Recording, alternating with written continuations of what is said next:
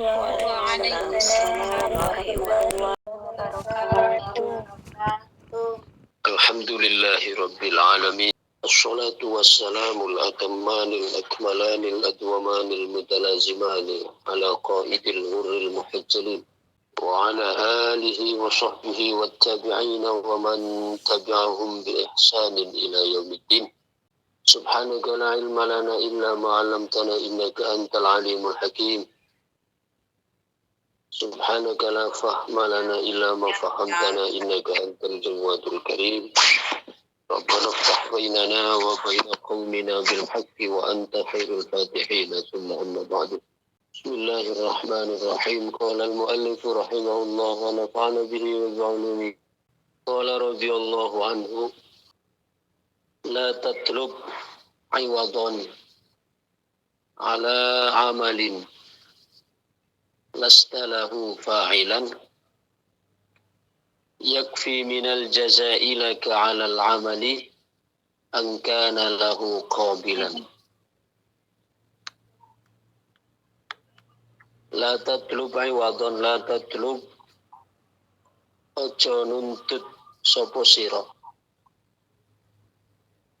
La tatlub ojo nuntut sapa sira iwadan ing ganti. Iwadan ing ganti ala amalin ing atase amal. Ala amalin ing atase amal lasta kang ora ono sapa sira.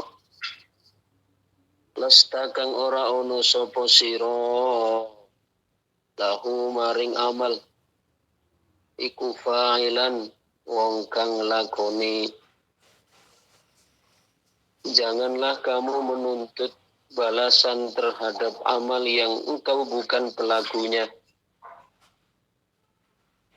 Yakfi cukup minal jazai saking balasan laka maring sira alal amali ing atase amal angkana yen to ono lahu maring amal iku qabilan wong kang madhep. Iku qabilan wong kang madhep. Akan tetapi cukuplah sebagai balasan terhadap amal itu engkau dijadikan sebagai orang yang siap untuk mengerjakan amal tersebut. La tatlub iwadan ala amalin lasta lahu fa'ilan yakfi minal jaza'i laka 'alal 'amali an kana lahu qabilan. Janganlah kalian mencari ganti atau mencari balasan terhadap perbuatan yang engkau bukan pelakunya. Si Ahmad Ibn Athaillah dalam hikam yang ke-133 ini ingin mengajak kita semua merenungi, menghayati dari makna ubudiyah, menghayati dan mengamalkan nilai-nilai penghambaan yang murni karena Allah. Jadi beliau mengarahkan kita bagaimana di dalam beramal ini kita tidak hanya berkutat di dalam take and give. Bukan hanya berkutat di dalam apa yang saya berikan, apa yang dapat saya terima. Karena prinsip itu adalah prinsip seorang pembisnis. Prinsip demikian adalah prinsip seorang pembisnis. Ya walaupun memang sudah tidak salah. Kalau ada orang beribadah kemudian masih mengharapkan di dalam ibadahnya itu mengharapkan pahala, memang sudah tidak salah memang. Yang salah itu adalah pada saat kita beramal, di dalam amal itu yang diharapkan adalah pujian makhluk. Yang diharapkan adalah penilaian orang.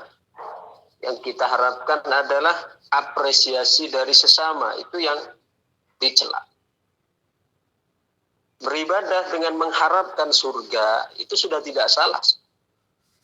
Itu sudah masuk dalam kategori ikhlas. Seperti yang kita singgung pada pembahasan awal-awal dulu bahwa ikhlas itu ada berapa? Ada 3. Ada ikhlasul ubbad, ada ikhlasul muhibbin, ada ikhlasul arifin. Ikhlasul ubbad adalah ikhlasnya para hamba, di mana ibadah mereka itu sudah terbebas dari ingin dipuji dari orang, sudah bebas. Cuma di dalam ibadahnya itu yang diharapkan adalah bagaimana mendapatkan surga, bagaimana dijauhkan dari neraka. Jadi sudah lepas ya dari tendensi-tendensi makhluk, sudah lepas dari keinginan-keinginan ingin dipuji, ingin diapresiasi. Sedangkan ikhlasul muhibbin, ya, ikhlasul muhibbin itu adalah keikhlasan para pecinta. Yang mana kalau seorang pecinta itu penghambaannya bukan lagi hitung-hitung surga neraka. Ya. Bukan lagi hitung-hitung apa yang saya dapatkan ini, apa yang saya lakukan nanti supaya dijauhkan dari neraka. Tapi murni ibadah yang mereka lakukan itu adalah merupakan bentuk ya, persembahan kepada sang kekasih. Dan ini tingkat keikhlasan yang tentu lebih tinggi daripada yang pertama, yaitu ikhlasul ubbad. Karena kalau sudah ikhlasul muhibbin itu artinya sudah lepas dari tendensi-tendensi ingin ya, ingin mendapatkan surga, ingin dijauhkan dari neraka. Tapi ibadahnya itu murni sebagai penghambaan atau sebagai persembahan terhadap kekasih. Kemudian yang ketiga, ikhlasul arifin. Ikhlasul arifin ini semua sama-sama ikhlas loh, cuma lapisan-lapisannya yang berbeda. Ikhlasul arifin itu ikhlasnya para muqarrabin. Bagaimana ikhlasnya para muqarrabin, para wali, para ya, nabi? Ikhlasnya mereka adalah di dalam ibadahnya mereka hanya menyaksikan keagungan Allah saja. Jadi mereka melihat bahwa apa yang mereka lakukan, ibadahnya, sholatnya, puasanya, zakatnya, hajinya, infaknya, semuanya itu adalah semata dia dijadikan oleh Allah sebagai kotak kosong yang mengejawantahkan amal itu. Nah, ini yang disebutkan Ibnu Athaillah pada hikam yang kita baca tadi. Beliau mengarahkan kita bagaimana tingkat keikhlasan kita di dalam ibadah itu ya belajar sampai kepada tataran ikhlasul arifin. Maka beliau mengatakan tadi, la tatlub iwadun ala amadin lastalahu fa'ilan. Jangan kamu meminta balasan terhadap perbuatan amal yang engkau sendiri bukan yang melakukan. Ini ikhlasul arifin. Karena seorang arif, mereka di dalam ibadahnya bukan mereka menyaksikan bahwa yang melakukan itu dirinya. Ketika saya sholat misalnya, bukan menyaksikan, oh saya sudah sholat. Ketika puasa, alhamdulillah saya sudah puasa. Karena ketika menyaksikan itu masih dari jeripaya saya, maknanya saya ini masih ada. Ya. Tapi mereka enggak. Mereka menyaksikan bahwa ibadah yang mereka lakukan, sholatnya, zakatnya, puasanya, hajinya, itu adalah semata dia dijadikan oleh Allah sebagai ruang untuk mengejawantahkan, untuk memancarkan sholat itu. Ya, seperti contoh, kalau mbah saya di Kediri itu mencontohkan, Kita ini hanya ibaratnya corongnya Allah. Ibaratnya corongnya Allah. Artinya corong itu kan tidak memiliki suara sendiri. Suara corong, suara speaker, suara yang kita dengar dari sound system itu kan bukan dari corongnya kan, tapi ada sumber suaranya. Nah, ibadahnya orang-orang arif, keikhlasan orang arif itu ke sana arah. Jadi mereka menganggap atau mereka memahami bahwa mereka beribadah itu hanya merupakan pancaran dari kekuatan Allah Subhanahu wa Ta'ala. Sehingga ibadahnya, sholatnya, zakatnya, hajinya itu semata menjadi dia dikehendaki oleh Allah untuk menjadi orang yang memuji kepadanya. Yang sholat itu kan berisi pujian untuk menunaikan tugas-tugas hamba. Dan itu adalah ikhlas al-arifin. Maka pada hikam ini beliau mengatakan la tatlub aywadhan ala amalin lastalahu fa'ilan. Janganlah kamu meminta, mencari balasan terhadap perbuatan yang engkau bukan pelakunya. Ibadah kita ini ikhlasul arifin loh ya. Ibadah kita itu bukan kita yang melakukan sebenarnya, tapi Allah yang memberikan kekuatan. Berarti hakikatnya siapa yang aktor tunggal di balik amal kita berarti? Allah. Yakfi minal jazai laka 'alal amal an kana lahu qabilan. Cukuplah sebagai balasan kepadamu, kata beliau, engkau dijadikan oleh Allah untuk kuat ya melakukan amal tersebut. Jadi kita didudukkan, diposisikan oleh Allah untuk kuat melakukan ibadah itu. Kalau sholat, kita oleh Allah diposisikan sebagai orang yang mampu mengerjakan, menunaikan sholat. Kalau puasa, kita didudukkan, diposisikan oleh Allah sebagai orang yang mampu mengerjakan, menunaikan puasa. Kalau zakat, kita diposisikan oleh Allah sebagai orang yang mampu mengeluarkan zakat. Ya. Kalau haji, kita diposisikan oleh Allah sebagai orang yang mampu untuk menunaikan ibadah haji. Kalau tawadhu, kita diposisikan oleh Allah sebagai orang yang mampu untuk tawadhu. Ya. Cukuplah itu sebagai balasannya, kata beliau. Artinya kita dijadikan oleh Allah sebagai orang yang mampu mengerjakan itu sudah cukup menjadi sebuah balasan sebagai suatu kemuliaan. Ya, contoh sederhananya yang sering saya contohkan lagi begini. Misal saya diberi dana dari Iwamid misalnya. Saya diberi dana dari Iwamid sebesar 1 M untuk beli mobil. Ya, saya disuruh beli mobil, dikasih uang 1 M. Akhirnya saya mencari ke Surabaya. Atau bahkan saya mencari langsung ke mana? Ke dealernya, ke tempat perakitannya. Mobil yang seharga 1 M dengan kualitas yang baik dan model yang saya kehendaki. Ya, akhirnya saya berangkat ke Surabaya atau ke dealernya. Kemudian saya pulang. Ya, Setelah saya pulang nyampe rumah, kemudian saya nelpon kepada santri-santri di Wamid dan saya mengatakan, mana upah saya yang telah saya capek-capek mencari mobil, membeli mobil ke Surabaya. Kira-kira logis enggak ini? Pertanyaan saya, permintaan saya untuk meminta gaji dari mobil yang telah saya bawa. Pertanyaan saya tadi logis enggak kira-kira? Boten. Enggak logis, Pak. Karena apa? Mobil itu sudah dibelikan dari Wamid uangnya. Saya sudah mendapatkan kepercayaan untuk membeli mobil saya naiki atas nama saya. Itu sudah suatu kemuliaan yang luar biasa. Nah, ibadah juga begitu.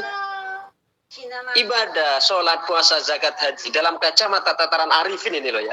Dalam tataran arifin. Itu ibaratnya mobil tadi. Kita oleh Allah sudah diposisikan sebagai orang yang layak untuk melakukan. Karena tidak semua orang, tidak sembarang orang kuat untuk melakukan ibadah. Sebagaimana tadi, tidak semua orang dapat membeli mobil mewah, ya kan? Tidak semua orang layak mampu mengerjakan ibadah. Kadang ada orang sehat, tapi tidak ada greget untuk sholat, tidak ada greget untuk puasa, tidak ada greget untuk zakat. Itu maknanya bahwa kekuatan itu Allah yang menggerakkan hatinya. Maka ketika diposisikan sebagai orang yang taat, itu sebenarnya sudah merupakan anugerah besar yang tidak habis-habisnya untuk kita syukuri. Maka di sini beliau menyebutkan, yakfi minal jazai laka alal amali angkana lahu qabilan. Maka cukuplah sebagai balasannya terhadap amal itu engkau oleh Allah diposisikan, dilayakkan, dikuatkan untuk melakukan amal itu. Tapi ini bukan berarti kalau begitu beramal tidak dapat pahala loh, Pak. Enggak, kalau kita berbicara pahala tetap. Cuma ini bentuk adab kita kepada Allah. Bentuk adab kita kepada Allah. Sekali lagi bukan berarti ini kita nanti, wah kalau ngaji hikam ini berarti tidak boleh. Kita mengharap pahala, tidak boleh. Disesuaikan dengan kadar kita masing-masing. Ikhlasul obat, mengharapkan pahala. Ikhlasul muhibbin, hanya merupakan persembahan kepada kekasih. Ikhlasul arifin, mereka hanya menyaksikan sebagai bentuk ya perwujudan dari pengagungan dari perintah Allah Subhanahu wa taala. Jadi yang kita sebutkan tadi ikhlas loh ya. Sudah ikhlas. Orang ibadah mengharapkan pahala. Ya, sudah tidak mengharapkan pujian dari makhluk, itu sudah ikhlas ya kan. Ya, cuma masih berlapis-lapis. Masih berlapis-lapis. Ibarat kelapa itu sudah sama-sama bagian dalam, kan masih berlapis-lapis. Ibaratnya ikhlas itu sudah bagian dalam kan. Ada ikhlasul obat, ikhlasul muhibbin, ikhlasul arifin. Ya. Jadi itu sudah bagian dalam semua. Ibarat kelapa itu sudah ada isinya kelapa itu kan masih ada kulit luar, kemudian ada kulit dalam, kemudian ada yang isi dalamnya lagi. Ini sudah berbicara dalam loh ya. Kita tidak berbicara serabutnya, tidak berbicara kulit yang keras itu. Enggak, sudah isinya saja itu sudah masih berlapis-lapis. Demikian juga ikhlas di sini sudah isinya itu juga masih berlapis-lapis. La tatlub iwadun ala amalin lastalahu fa'ilan, janganlah kalian meminta balasan terhadap perbuatan yang engkau bukan pelakunya. Ya, karena yang melakukan secara hakiki amal kita itu adalah Allah, yakni yang memberikan kekuatan, yang memberikan setrum. Ya, coba kalau Allah tidak memberikan setrum kepada hati kita, sesehat apapun kita tidak akan ada greget untuk sholat.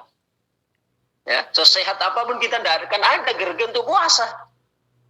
Itu karena Allah tidak memberikan setrum di dalam hati supaya kita mengerjakan itu. Berarti hakikatnya yang mengerjakan itu adalah bukan kita tapi Allah. Kita hanya dijadikan sebagai terminalnya saja. Kalau kita ngecas HP itu kan yang banyak sekali ya untuk kita jadikan ngecas itu kan banyak lubang-lubang itu terminal kan? Ya, terminal itu. Jadi kita itu diibaratkan terminal itu saja. Ya. Ibaratkan terminal itu, stop kontak atau apa ya. Jadi kita sebenarnya ketika oleh Allah diposisikan, dijadikan orang yang taat, orang yang bisa melakukan ibadah, itu ya sudah tidak habis-habis untuk kita syukuri. Ya, karena betapa banyak orang yang kuat, yang kekar secara fisik, tapi tidak ada greget untuk melakukan ibadah. Tidak ada greget untuk melakukan sholat, tidak ada greget untuk melakukan puasa, tidak ada greget untuk melakukan zakat dan sebagainya. Itu berarti bahwa di sini permasalahannya adalah permasalahan hidayah, permasalahan kekuatan dari Allah, bukan permasalahan kekarnya badan. Ya, berarti di situ hakikatnya Allah yang melakukan, Allah yang memberikan kekuatan. Yakfi minal jazai laka 'alal amal an kana lahu qabilan. Cukuplah sebagai balasan atasmu terhadap amal itu engkau dijadikan Allah sebagai orang yang layak untuk menyandang atau untuk melakukan perbuatan itu. Bahkan berangkat dari la in syakartum la azidannakum, barang siapa yang bersyukur maka akan ditambah oleh Allah. Itu Imam Ibnu Rajab Al-Hambali, beliau menyebutkan bahwa sawabut ta'ati ta'atu ba'dah. Pahala dari ketaatan itu adalah ketaatan berikutnya. Balasan dari perbuatan taat yang kita lakukan adalah perlakuan taat setelahnya. Ya, salah satu contoh, kita sekarang ngaji hikam. Ngaji hikam, kita ngaji, intinya ngaji apapun yang kita ngaji, bukan hanya hikam. Nanti kalau saya menyebutkan hikam, wah ini karena kitab yang diampu oleh Abah, maka Abah mengatakan yang ngaji hikam. Tidak, semuanya, ngaji apapun, yang fikih wanita, yang baca Quran, yang tajwid, yang akidah, ya, yang lubabul hadis, seterusnya, ya, itu kita duduk di dalamnya oleh Allah, ya, diposisikan sebagai orang yang mau untuk ngaji di sini. Itu sudah anugerah yang luar biasa, ya. Yang patut untuk kita syukuri. Nah, kalau itu kita syukuri nikmat besar ini, nikmat untuk menuntut ilmu, nikmat untuk ngaji, nikmat untuk mutola'ah. Kalau itu syukuri, maka Allah akan menambahkan ketaatan berikutnya. Ini berangkat dari ungkapan Imam Ibnu Rajab Al-Hambali, thawabut ta'ati ta'atu ba'daha. Balasan dari ketaatan adalah ketaatan setelah. Jadi kalau disyukuri ketaatan yang kita lakukan ini, balasan kontan yang akan Allah berikan itu kita akan semakin dimudahkan untuk melakukan ketaatan berikutnya. Ya, kita ngaji ini disyukuri, alhamdulillah ya Allah, saya dimudahkan untuk ngaji. Maka nanti oleh Allah balasan kontannya, yang dikontankan balasan. Kita belum berbicara balasan akhirat. Balasan kontannya adalah tandanya kita oleh Allah akan diberikan kekuatan untuk melakukan ketaatan berikutnya.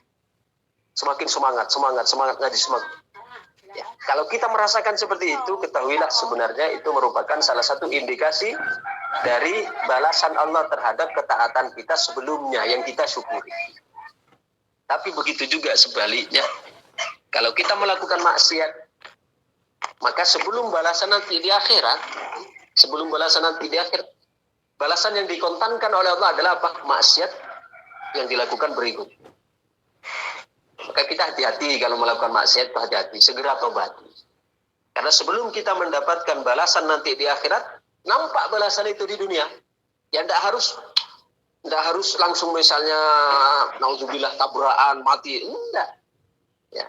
Tapi adanya penurunan di dalam prestasi ibadah, ketaatan kepada Allah itu juga bisa jadi sebagai balasan dari maksiat yang telah kita lakukan sebelum. Ya. Jadi sebagaimana ketaatan itu balasannya di dunia ini adalah perbuatan taat setelahnya, demikian juga perbuatan maksiat itu balasannya yang dikontankan di dunia sebelum di akhirat nanti adalah perbuatan maksiat yang kita lakukan setelahnya. Maka kita melalui keterangan ini hendaknya menjadi salah satu cambuk, ya, salah satu bahan introspeksi. Kalau kita melakukan taat, syukuri.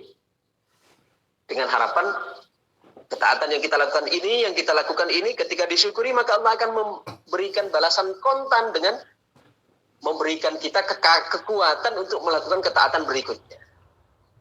Ya, sebagaimana ketika kita terjatuh kepada maksiat, maka segera tobati.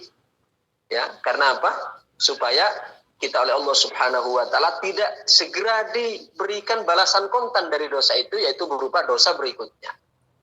Makanya benar kata Sayyidina Ali, az-dzambu dzamban. Dosa itu bercabang.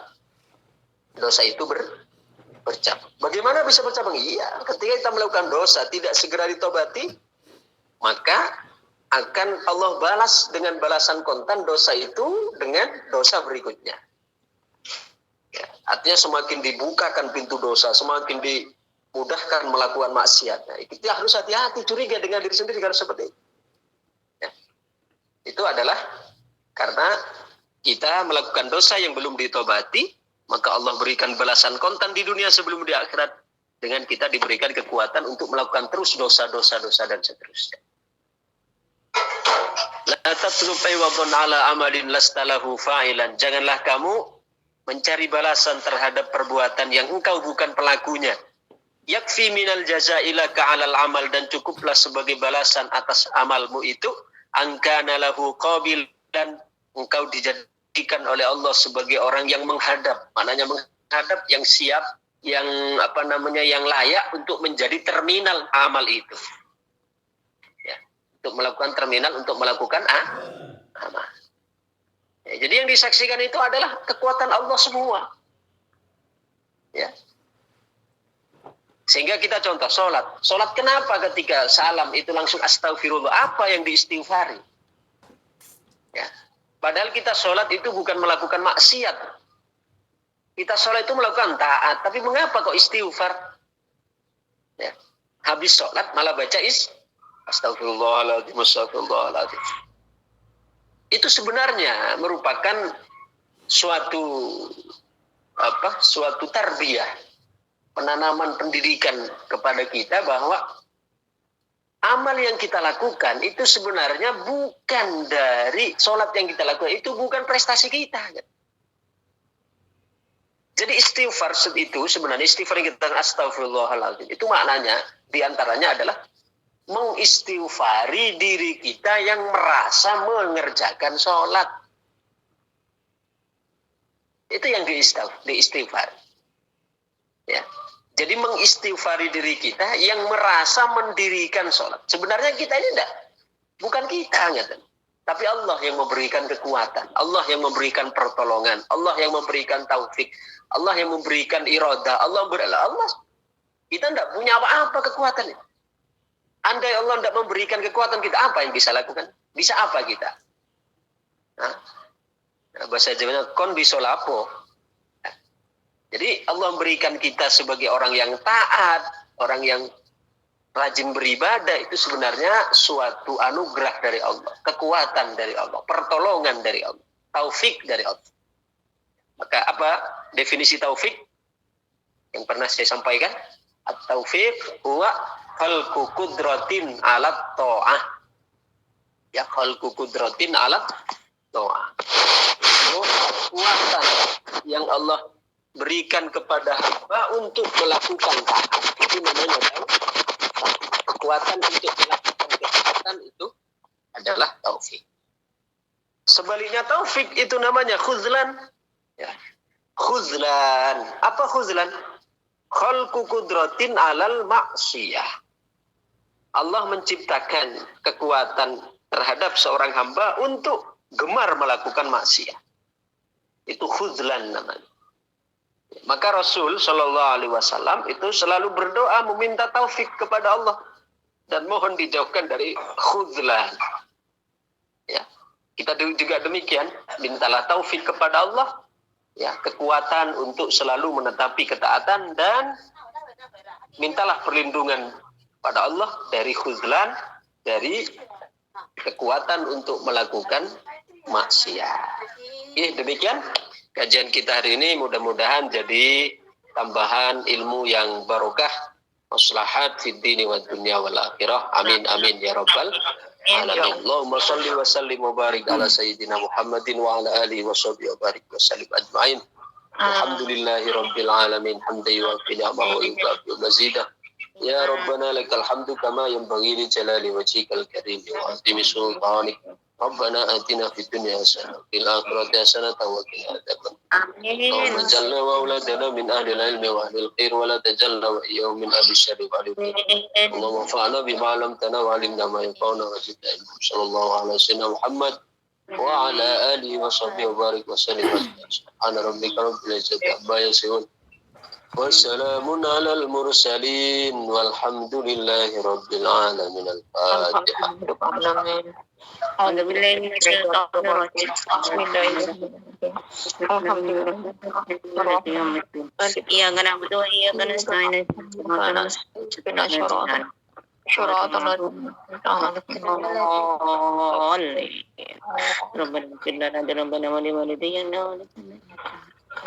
Demikian. Assalamualaikum warahmatullahi wabarakatuh. Waalaikumsalam warahmatullahi wabarakatuh.